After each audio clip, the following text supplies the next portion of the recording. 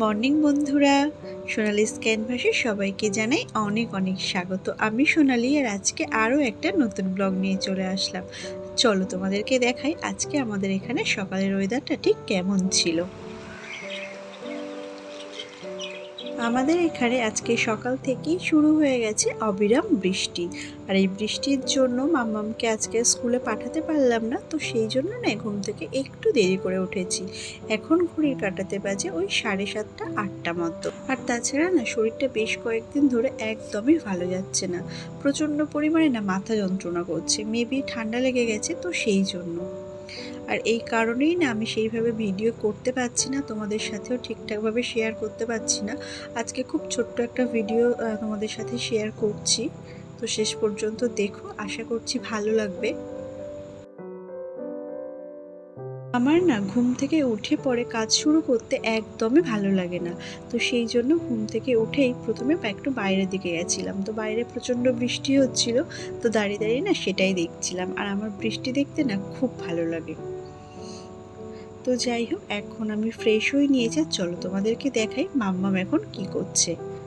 তো এই যে দেখো, মাম্মাম এখনো ঘুমো ঘুমো করছে, ও এখনো ওঠেনি।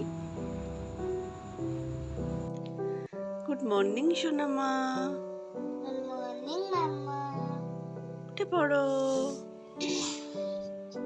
তো এই যে দেখো, মাম্মামকে এখন ঘুম থেকে তুলে দিলাম, আর এখন থেকেই সারাদিন চলতে থাকবে ওর ছোট্ট ছোট দুষ্টুমিগুলো। তো যাই হোক, আজকে একটু দেরি করেই তুলেছি, কারণ আজকে যেহেতু স্কুলে পাঠাবো না, অন্যান্য দিন স্কুল থাকলে ও একটু আগেই ঘুম থেকে উঠে পড়ে। আর যেহেতু প্রত্যেক দিন একটা টাইমে ওঠে, তো সেই জন্য না ওর একটা হ্যাবিট তৈরি হয়ে গেছে, তো ওই টাইমেই ডাকলে না ও কিন্তু সঙ্গে সঙ্গেই উঠে পড়ে।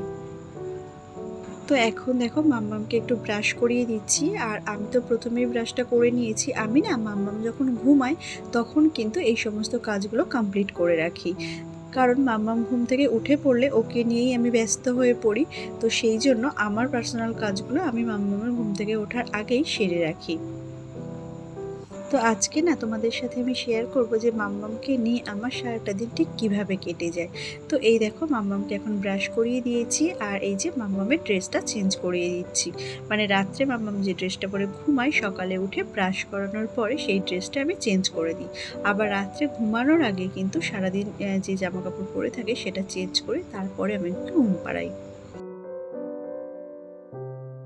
পার ডে সকালে না ব্রাশ করানোর পর খালি পেটে আমি কিন্তু এইভাবে মাম্মামকে হাফ গ্লাস মতো জল দিয়ে দিই।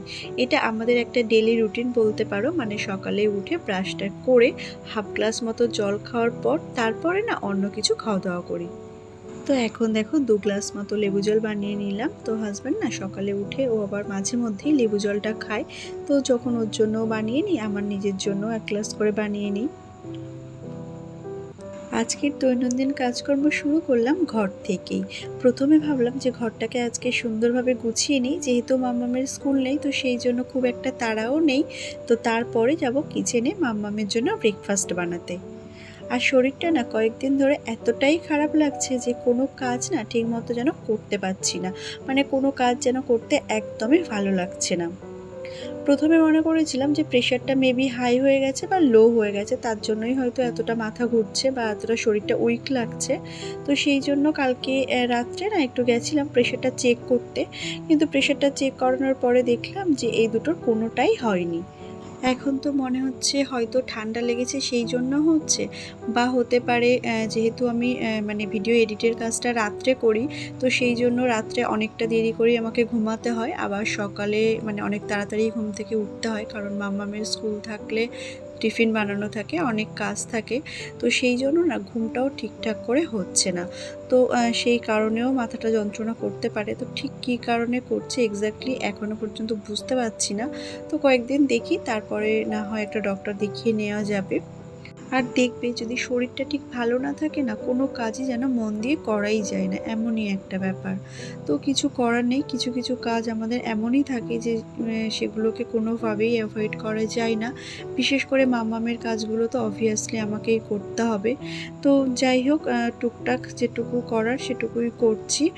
তো বিছানাটা সুন্দরভাবে গুছিয়ে নিয়েছি, আর এখন দেখো চলে এসেছি কিচেনে। আজকে না মাম্মামের জন্য অন্য কিছু বানিয়ে দিতে একদমই ভালো লাগছিল না, তো ওকে ওকে বললাম একটু কর্নফ্লেক্স বানিয়ে দিই, তুই খেয়ে নে, মানে যেটা খুব তাড়াতাড়িও হবে আর মানে খুব সহজে বানানোও যাবে। তো এই যে দেখো এখন একটু দুধটা গরম করে নিচ্ছি আর এর মধ্যে একটু কর্নফ্লেক্স দিয়ে মাম্মামকে আজকে দিয়ে দেব। আর এই সমস্ত কারণে না হাজব্যান্ডের সাথে একটু রাগারাগিও হচ্ছে, কারণ ও কোনোভাবেই চাইছে না যে আমি ভিডিওটাকে আর কন্টিনিউ করি, যেহেতু আমার শরীরটা খারাপ লাগছে তো সেই জন্য। আর আমিও না মানে এখন এতদিন পরে এসে হঠাৎ করে মানে ভিডিওটা বন্ধও করে দিতে পারছি না, খারাপ লাগছে খুব। তো যাই হোক, যদি প্রবলেম হয় তাহলে তো কোনোভাবেই কন্টিনিউ করা পসিবল না। তো কয়েকদিন দেখি, তারপরে না হয় একটা ডিসিশন নেওয়া যাবে। তো এই যে দেখো মাম্মামের জন্য একটু দুধটা গরম করে একটু কর্নফ্লেক্স দিয়ে দিয়েছি, তো মাম্মামকে এখন খেতে দিয়ে দেব। তো মাম্মামকে ব্রেকফাস্টটা দিয়ে এখন দেখো চলে এসেছি ছাদে। আর এখন না বৃষ্টিটা অনেকটাই থেমে গেছে আর হালকা হালকা না রোদও উঠেছে।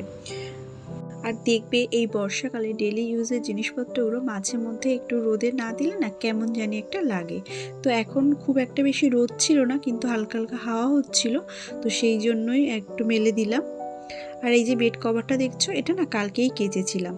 তো মাম্মাম গায়ে দিয়ে ঘুমাচ্ছিল, তারপরে একটু জল পড়ে গেছিলো, তো সেই জন্য এটাও একটু রোদে দিয়ে দিলাম। আর জানো তো এগুলো রোদে দেওয়ার কিছুক্ষণ পরেই আবার বৃষ্টি নেমে গেছিলো। তো কিছু করার নেই, এটাই বর্ষাকালের আকাশ, কখন যে রোদ উঠবে আর কখন যে বৃষ্টি হবে সেটাই বোঝা যায় না। তো এখন একটু চলে এসেছি কিচেনে নিজের জন্য একটু ব্রেকফাস্ট বানিয়ে নিতে। আজকে আর ব্রেকফাস্টে কিছু বানাবো না। তো এই দেখো একটু চা বানিয়ে নিয়েছি, আর যেহেতু মাথাটা ভীষণই ধরেছে তো সেই জন্য ভাবলাম একটু চা বানিয়ে নিই, আর তার সাথে একটু বিস্কিট নিয়ে নিয়েছি। তো এটাই আজকে ব্রেকফাস্ট হয়ে যাবে। আর হাজব্যান্ড না অফিসে বেরিয়ে গেছে, তো আজকে আমি আর রান্নাবান্না কিছুই করিনি, যেহেতু সকাল থেকেই শরীরটা ভালো লাগছে না, তো মা ওকে রান্না করে দিয়েছে। তো ব্রেকফাস্টটা সেরে মাম্মাম টিভি দেখছিল আর আমি না একটু রেস্ট নিচ্ছিলাম। তো যাই হোক এখন ওই 12টা 12:30 মতো বেজে গেছিলো, আর 12টা থেকে 12:30টার মধ্যেই কিন্তু আমি মাম্মামকে স্নান করিয়ে দিই। যেদিন স্কুল থাকে সেদিন হয়তো একটু দেরি হয়ে যায়, স্কুল থেকে আনার পরে স্নান করাই, আর যেদিন বাড়িতে থাকে সেদিন চেষ্টা করি 12:30টার মধ্যেই ওকে স্নান করিয়ে দেওয়ার। তো মাম্মাম এখন একা একাই একটু খেলা করবে আর আমি এখন স্নানটা সেরে নেব, তারপরে এসে মাম্মামকে ভাত খাইয়ে দেবো। তো এই যে দেখো আমি এখন স্নান করে নিয়েছি, আর তারপরে না পুজোও আমার দেওয়া হয়ে গেছে। তো এখন হচ্ছে মাম্মামকে ভাত খাইয়ে দেবো, আর তারপরে আমিও ভাত খেয়ে নেব। তো আমার এই ধরনের ব্লগগুলো তোমাদের কেমন লাগে অবশ্যই কমেন্ট করে জানিও, আর যদি ভালো লেগে থাকে তাহলে প্লিজ একটা লাইক দিয়ে দিও, কারণ তোমাদের একটা লাইক বা একটা কমেন্ট আমাকে অনেক বেশি ইন্সপায়ার করে আরও ভালো ভালো ভিডিও বানাতে। আর যে সমস্ত বন্ধুরা এখনও চ্যানেলটাকে সাবস্ক্রাইব করোনি তারা ঝটপট করে সাবস্ক্রাইব করে দাও আরও নতুন নতুন ভিডিও দেখার জন্য। তো এই যে দেখো এখন হচ্ছে মাম্মামের জন্য ভাত নিয়ে চলে এসেছি, ওকে খাইয়ে দেবো। আর ওকে না আমি এইভাবে ঘরেতেই খাইয়ে দিই। তো উচ্ছে আলু ভাজা নিয়েছি আর একটু সয়াবিনের তরকারি, যেহেতু আজকে আমাদের নিরামিষ ছিল। তো মাম্মামকে খাইয়ে দিয়েছি আর আমি নিজেও খেয়ে নিয়েছি। আর এখন দেখো একটা বেদানা কেটে দিচ্ছি। মাম্মামের ডায়েট চার্টে আমি কিন্তু চেষ্টা করি প্রত্যেকদিন একটা করে ফল রাখার। তো আজকে না একটু বেদানা দিয়ে দেবো। আর ওর না বেদানাটা এইভাবে শুধু ছাড়িয়ে দিলে ও কিন্তু খেতে পারে না, বেদানার জুস বের করে দিলে তারপরেই না ও খেতে পারে। আর ছাড়িয়ে দিলে হয়তো দু একটা দানা খাওয়ার পরে আর খাবে না, কিন্তু দেখবে জুসটা বের করে দিলে কিন্তু পুরো বেদানাটাই খাওয়া হয়ে যায়। তো সেই জন্য না যেগুলো জুস বের করে দেওয়া পসিবল সেগুলো কিন্তু আমি মাম্মামের জন্য এইভাবে জুস বের করে দিই। তো দেখো এইটুকুই হয়েছে, খুব একটা বড় ছিল না বেদানাটা। তো এখন হচ্ছে মাম্মামকে দিয়ে দিলাম। আজকে না হাজব্যান্ড একটু অফিস থেকে তাড়াতাড়ি ফিরে এসছে, কারণ এখন আমরা যাব আমার বাবা মায়ের কাছে। প্ল্যানিংটা কয়েকদিন আগেই করেছি, কিন্তু সকাল থেকে এত পরিমাণে বৃষ্টি নেমেছিল তো ভেবেছিলাম মেবি আজকে আর যাওয়া হবে না। তো এখন দেখলাম যে ওয়েদারটা অনেকটাই ভালো, তো সেই জন্য দেখো এখন রেডি হয়ে নিয়েছি আর এই যে জামা কাপড়গুলো গুছিয়ে নিচ্ছি এখন। তো বেশি দিন না থাকবো না, আজকে যাব আবার কালকেই ফিরে আসবো, যেহেতু আমার বাবা মা আমার থেকে অনেকটাই দূরে থাকে।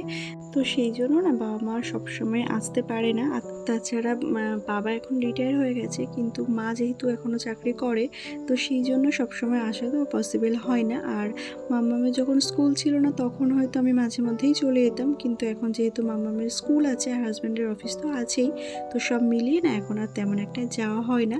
তো যাই হোক আজকে তিনজনে মিলে বিকেলে দেখো বেরিয়ে পড়েছি। আর আজকে না বাইরের ওয়েদারটাও কিন্তু খুব সুন্দর ছিল।